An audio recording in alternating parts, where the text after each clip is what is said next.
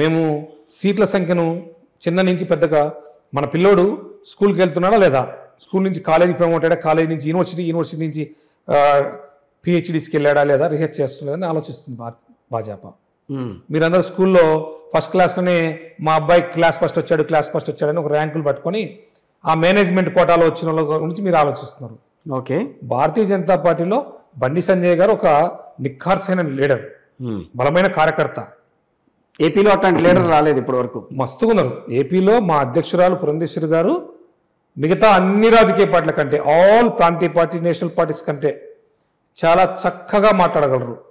మాట్లాడటం కాదుగా, ప్రజలను ఆకర్షించగలరు కూడా. వాళ్ళు కేంద్ర మంత్రిగా కాంగ్రెస్ పార్టీలో ఉన్నారు, అప్పుడు నేను కూడా కాంగ్రెస్లో ఉన్నాను.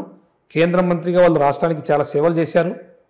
ఆవిడ యొక్క భాష కానీ, ఆవిడ మాట్లాడే తీరు కానీ, బీజేపీ యొక్క సిద్ధాంతాలను ప్రజలకు తెలియజేయడం కానీ, బీజేపీ చేస్తున్నటువంటి అభివృద్ధిని ఆంధ్రప్రదేశ్లో ప్రజలకు తెలియజేయడం కానీ, ప్రతి జిల్లాలో ప్రతిరోజు ఏదో ఒక చోట బీజేపీ కార్యక్రమాలు పెట్టి బీజేపీని ఎలా ముందుకు తీసుకెళ్లాలని అధ్యక్షురాలు చాలా చక్కగా పనిచేస్తున్నారు. చిన్నవాడిని నేను ఆమెను అభినందిస్తున్నానంటే కారణం ఏంటంటే చాలా చక్కగా సిస్టమ్ పనిచేస్తుంది. ఈ మధ్య చాలాసార్లు కలిశాను.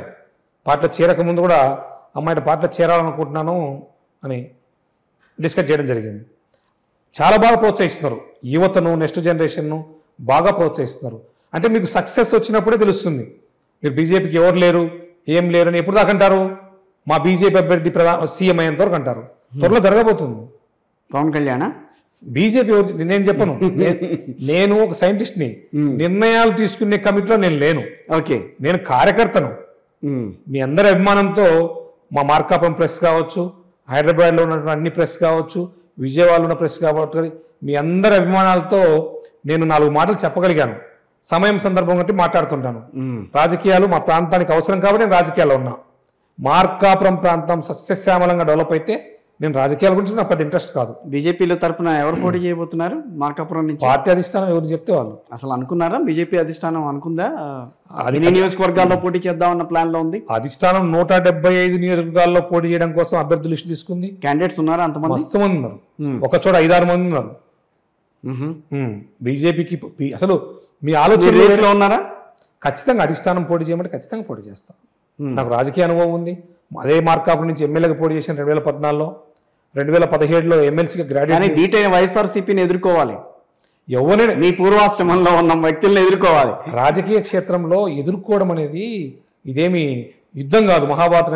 అలా కాదుగా, ప్రజలు మెప్పు పొందగలగాలి. వాళ్ళకంటే నేను పోటీ చేస్తే మార్కాపురం ప్రజలు నన్ను తప్ప ఎవరికి ఓటేరు ఈసారి. ఎందుకంటే ఆ ప్రాంత సమస్యలను రాష్ట్రంలో కానీ దేశంలో కానీ వినిపించిన ఏకైక వ్యక్తి నేను ఒక్కనే. మీ మీడియా సోదరుల సలహాలు సూచనలతోటి, మీ యొక్క సహకారంతో మార్కాపురం ప్రాంత సమస్యలు ప్రధానమంత్రి గారి దగ్గర తీసుకెళ్ళాను. ఆ రోజు మన్మోహన్ సింగ్ గారి దగ్గర తీసుకెళ్ళాను. ఈ వెలువడ ప్రాజెక్టు కావచ్చు, మార్కాపురం వెనుకబడిన జిల్లా కావచ్చు, స్పెషల్ రాయితీలు ఇవ్వాలని చెప్పేసి కానీ, ప్రత్యేక జిల్లా చేయాలని చెప్పేసి కానీ. సరే, ప్రత్యేక హోదానే ఇవ్వట్లే, ఈరోజు ప్రత్యేక జిల్లా అని అడుగుతున్నారు మీరు. ఇంకా ఖచ్చితంగా సమయం సందర్భం వచ్చినప్పుడు మోడీ గారు ఆంధ్రప్రదేశ్ కు ఏం చేయాలో, ఏం చేశారో ఎప్పుడు అందరికీ తెలుసు. ఇప్పుడు ఈ 5 ఏళ్లలో ఈ టర్మ్ తో అయిపోతుంది బీజేపీకి సంబంధించిన వ్యవహారం అంతా కూడా. నెక్స్ట్ టర్మ్ 29 మాదే అని చెప్పి కాంగ్రెస్ పార్టీ చెప్తోంది. సరే, ఇప్పుడు కాంగ్రెస్ పార్టీని నేను ఏ పార్టీని అగౌరవపరచను, ఏ వ్యక్తులను ఇచ్చాను.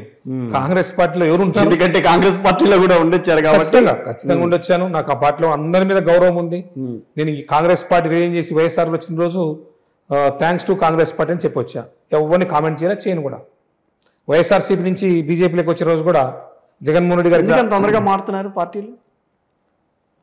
ఏం 43 ఏళ్ళ వయసు వచ్చింది, తొందరగా ఏం లేదు. మన ఆలోచనలకు తగ్గట్టుగా ఎవరు పనిచేస్తారని చూస్తున్నాం అంతే. జగన్మోహన్ రెడ్డి గారు వెలుగొండ ప్రాజెక్ట్ నీళ్ళు ఇచ్చింటే, ఆ మార్కాపురం జిల్లా చేసింటే ఆయన పార్టీలో ఉండేవాడిని. వైఎస్ఆర్ కాంగ్రెస్ పార్టీలో మీకు నచ్చింది ఏంటి? ఇక్కడ బీజేపీలో నచ్చింది ఏంటి? అని నాకు వ్యక్తులు ఇంపార్టెంట్ కాదు.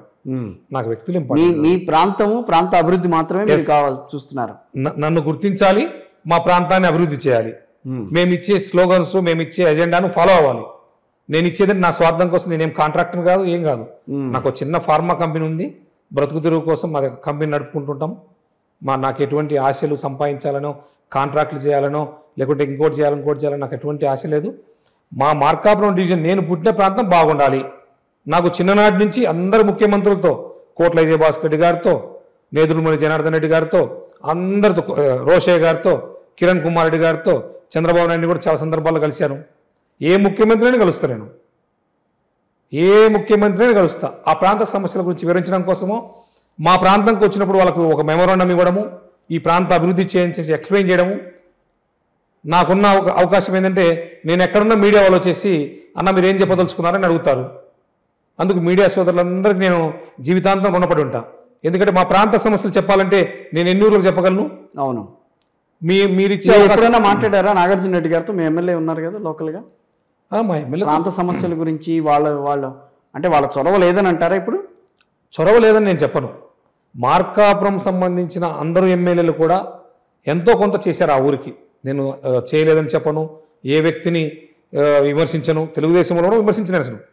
మార్కాపురంలో నేను ప్రెస్ మీట్ పెడితే మార్కాపురంలో పలాని వీధిలో నీళ్లు లేవు, పలాని వీధిలో కరెంట్ లేదు, పలాని ఊరికి రోడ్డు లేదు, పలాని ఊరిలో డ్రింకింగ్ వాటర్ లేక అక్క చెల్లెమ్మలు ఇబ్బంది పడుతున్నారు, ఫ్లోరిన్ వాటర్ ఉంది, ఆ సమస్యల మీద మాట్లాడు తప్ప వ్యక్తుల గురించి ఎప్పుడు మాట్లాడు నేను.